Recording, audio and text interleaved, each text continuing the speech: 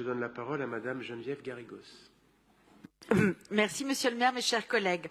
Il y a tout juste un an, nous votions ici un vœu visant à soutenir Madagascar, frappé par une sécheresse sans précédent et qui touchait plus d'1 million de personnes et avait besoin d'une aide alimentaire et nutritionnelle d'urgence, s'il vous plaît, d'une aide alimentaire et nutritionnelle d'urgence dans le sud de l'île, seul endroit au monde, selon le Programme alimentaire mondial, où la famine aurait été provoquée par le changement climatique et non par les conflits armés.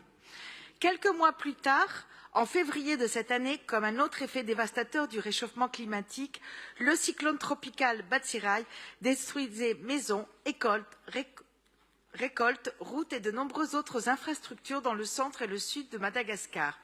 Il nous est proposé aujourd'hui de voter une subvention en faveur de l'ONG Électriciens sans frontières pour la remise en état du réseau électrique de l'hôpital Sainte-Anne, situé à Mananjari, l'épicentre du cyclone. Il s'agit du seul établissement de la région capable d'accueillir des patients couvrant un bassin de population de plus de 70 000 personnes.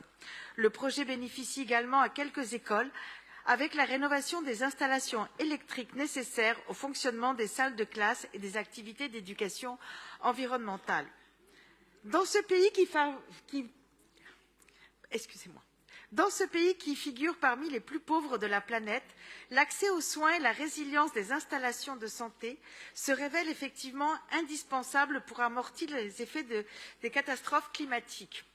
Présente depuis plusieurs années à Madagascar, Électriciens sans frontières y a notamment développé le projet des cafés lumière, des plateformes énergétiques multiservices pour les administrations, les écoles ou les commerces à partir d'énergies renouvelables, dans un pays où seuls 4,8% des habitants ont accès à un système électrique fiable et efficace en zone rurale.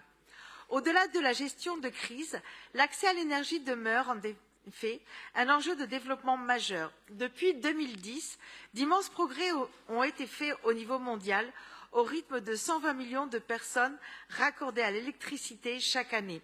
Mais ces efforts doivent s'intensifier si l'on veut atteindre la cible de l'objectif de développement durable numéro 7, qui consiste à garantir l'accès de toutes et tous à des services énergétiques fiables et modernes à un coût abordable d'ici à 2030.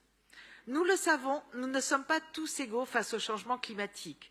Alors que l'Afrique subsaharienne fait partie des régions qui ont le moins contribué au réchauffement de la planète, 3 à 4% des émissions mondiales, elle en subit déjà de façon très brutale les effets dévastateurs avec l'accroissement de phénomènes météorologiques extrêmes qui contribuent à aggraver l'insécurité alimentaire, la pauvreté et les déplacements de population.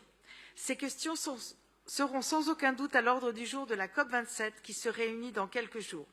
En complément des aides d'urgence liées à l'extrême pauvreté, il sera question de financement à long terme pour prendre des mesures d'adaptation au réchauffement climatique dans une région très vulnérable et en plein boom démographique.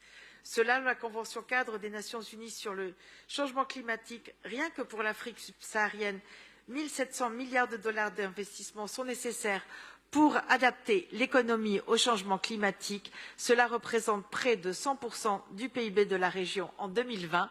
Notre contribution est certes modeste, mais elle est essentielle pour les habitants de Madagascar. Je vous remercie de voter pour cette délibération.